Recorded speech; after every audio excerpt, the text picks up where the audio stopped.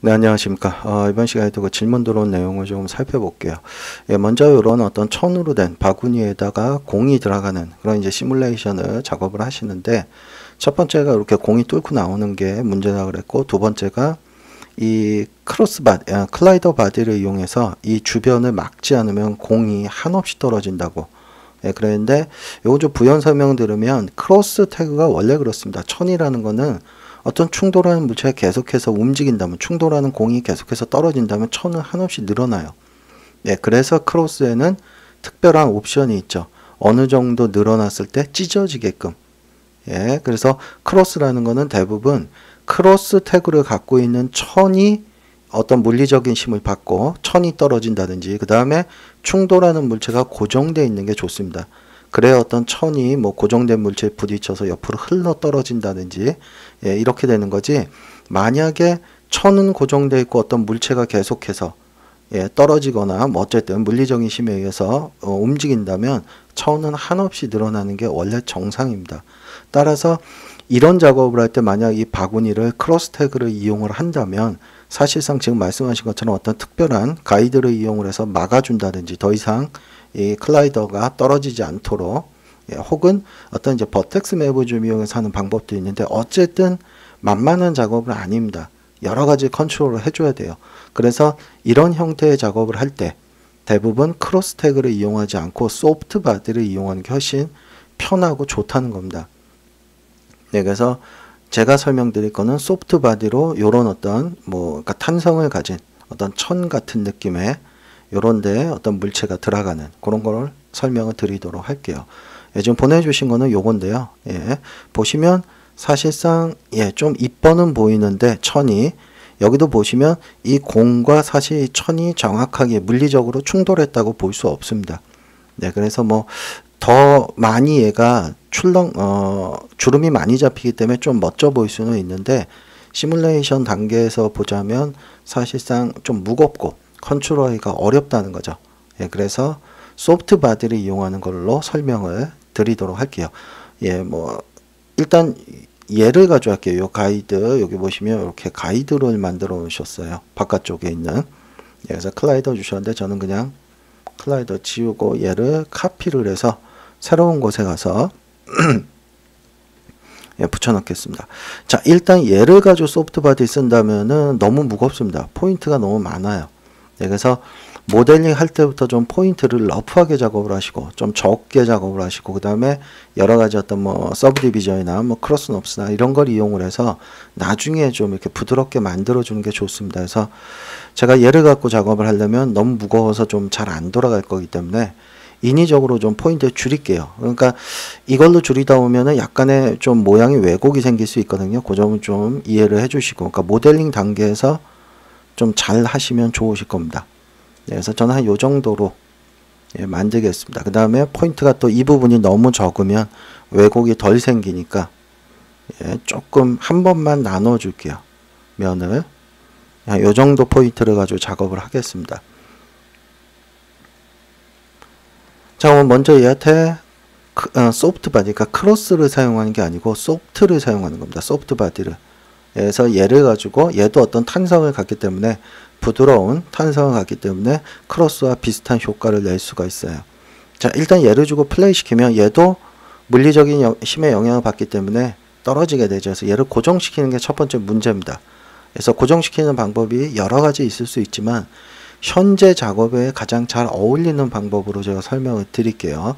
일단은 커넥터라는 거 사용을 하는데요. 예, 커넥터 뭐 다들 아실 겁니다. 그래서 커넥터라는 게 뭐 어떤 얘가 바구니가 어떤 휘어지지 않는 이상, 뭐 어떤 물체의 충돌에 의해서 휘어지지 않을 거라면 굳이 이렇게 힌지를 사용할 필요가 없죠. 뭐 픽스나 이런 걸로. 네, 그래서 자기 자신 오브젝트. 자, 그 다음에 나머지는 이쪽에 이쪽에 보시면 커넥터에 기본적으로 연결이 됩니다. 자, 이렇게 되면 물체가 이쪽으로 떨어지면 얘가 이렇게 휘어지게 돼요.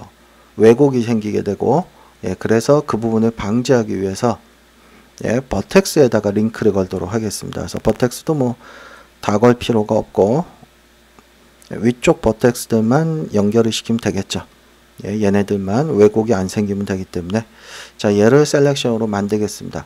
자, 그래서 커넥터에다가 비포트가 마스가 아니고 중심이 아니고 포인트 셀렉션으로 해서 얘를 가져다 두겠습니다. 그러면 이렇게 포인트에 링크가 걸리게 되고요. 레인지 오브 임피던스나 뭐 쉐이크 컨버전스 이런 것들은 여러분들이 좀 시뮬레이션에 잘 어울리게 적당히 좀 시뮬레이션 해가면서 조정을 하세요. 저 같은 경우는 뭐 포인트들의 영향받는 범위는 뭐 최대로 하겠습니다. 그래서 모든 포인트가 좀 영향을 받게끔, 물론 단계적으로 받겠죠. 그 다음에 뭐 컨버전스 최대한의 왜곡이 좀 많이 생기도록 제가 최대값을 주겠습니다. 요거는 뭐 여러분들이 선택적으로 사용하셔도 돼요. 자, 일단 이 상태에서 플레이 시키면 아무런 애니메이션이 없죠. 물론 지금 중력의 영향을 받고 있는 겁니다. 그런데 제가 고정을 시켜놨기 때문에. 자, 그럼 이제 충돌하는 물체를 하나 만들어서 실제로 어떻게 애니메이션이 되는지 좀 살펴볼게요. 자, 얘한테 리짓 바디 주는 거죠. 그래서 플레이 시키면 이런 식으로 실제로 어떤 탄성도 가지면서 고정이 되는 그런 바구니를 만들 수가 있는 겁니다. 이 바구니에 이제 어떤 탄성 같은 거는 소프트 바디 썼기 때문에 소프트 바디 쪽에서 얼마든지 조절할 수 있겠죠. 그죠? 뭐 많이 늘어나게 만들 수도 있고 뭐 여러 가지 이 설정이 있으니까 뭐 이 부분에 대한 건 따로 설명드리지 않도록 할게요. 요거는 좀 나중에 살짝 조절을 하시고요. 자, 그래서 얘를 가지고 뭐 한두 개 더 해볼까요?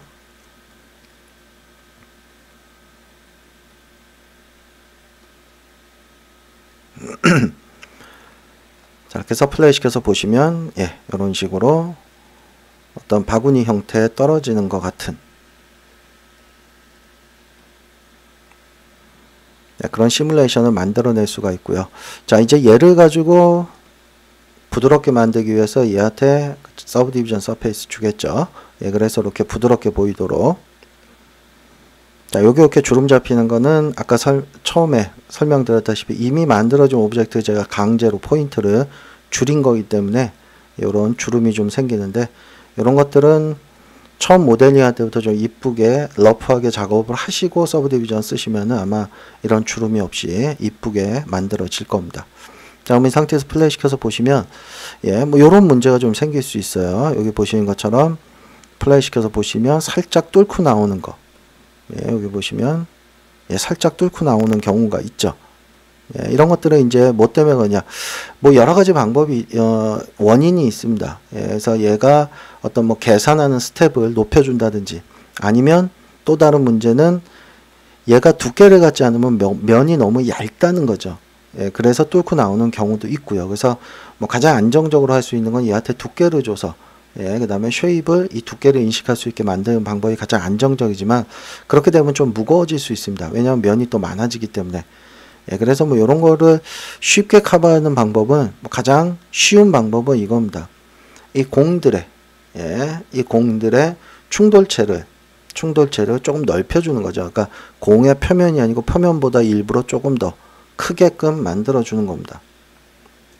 그래서 뭐 실제로 공은 뚫고 나오지 못하도록, 보시는 것처럼 실제로 공은 뚫고 나오지 못하죠. 충돌체가 좀 더 커져 있기 때문에. 그래서 이것도 뭐 함부로 높이라는 건 아니에요. 얘네들 자체의 충돌체가 커지기 때문에, 그러면 얘네들도 영향을 받을 수 있기 때문에 적당히 가장 뭐 안정적으로 뚫고 나오지 않으면서도 뭐 애니메이션에 영향이 없어 보이는 그 정도로 작업을 좀 하시면 돼요.